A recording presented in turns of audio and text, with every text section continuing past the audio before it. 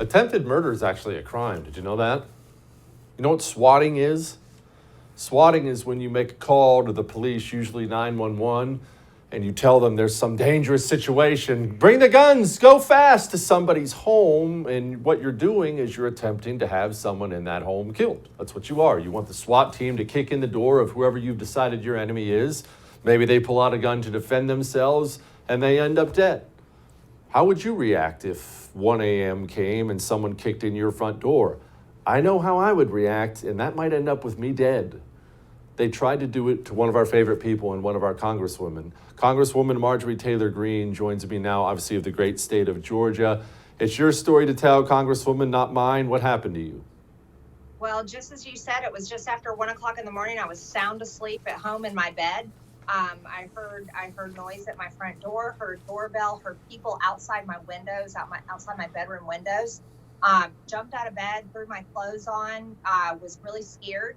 But I went to pick up my gun, Jesse, because normally I answer the door with a gun, especially if I'm not expecting anyone to come over. But I just had this weird gut feeling like not to take my gun to the front door with me. So I put it down.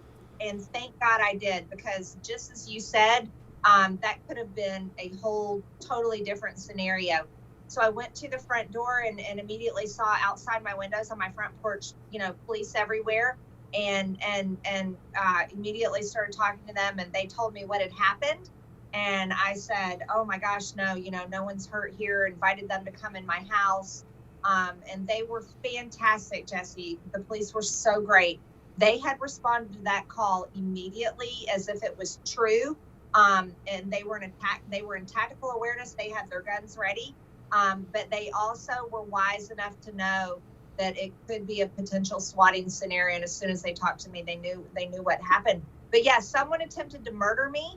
Jesse, someone attempted to have me murdered by police, which is horrific, because our police are wonderful and we need them to get criminals off the street.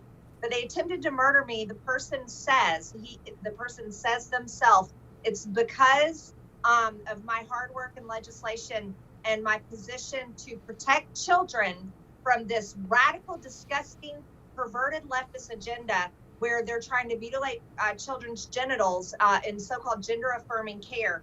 And I had just introduced a bill last week called the Protect Children's Innocence Act, and now they're trying to murder me for it. But Jesse, I am so upset and so angry that not only will I defend myself and my home and my family, but I am more resolved and committed than ever to protect our nation's children from the disgusting left who want to profit off of castrating teenage boys, chopping off young girls' breasts, puberty blockers, and all of this. It's horrific. It is horrific. A couple things there. One, I do sleep in my underwear. I may have to start adjusting that because I'm sure this is going to happen to me. And two, I always answer a door, especially at night, with a weapon in my hand. It's always right by my side. I never unarmed in the home. That is frightening stuff to think we could have lost you. Okay, the person who did this, obviously they know who it is, some trans activist. Can you tell me, do you know, are they currently sitting in a jail cell? What's the status? Not yet, but there's an investigation underway, and I really hope they catch this person. There's a lot of details to be developed, but I can't tell you all of them because they are investigating it, not only locally, but Capitol Police. Everyone's involved. But this is a very serious situation. When the left is willing to kill members of Congress to stop us from passing bills that are so important, like protecting kids. Jesse, what is happening in our country? Like, I don't even know how we got here. It is insane, but it's political terrorism. And that's what happened to me last night, is political terrorism, but we cannot be afraid of it. I'm not afraid of it. I will not back down. You won't back down. And none of us will. What we have to do is we have to stay committed into what we're doing because we know it's right. And if there's anything that we do in our lives that is good, it should be protecting kids. That should be number one. I can't think of anything better to do in my lifetime than protect children. But I'll tell you right now, I'll definitely protect myself and my kids and my family and my home and anyone that's there. And I'm a big believer in the Second Amendment. So you better bet I'm always armed, and nobody better try to come to my house by surprise at 1 o'clock in the morning, unless it's my great police here in Rome. Georgia.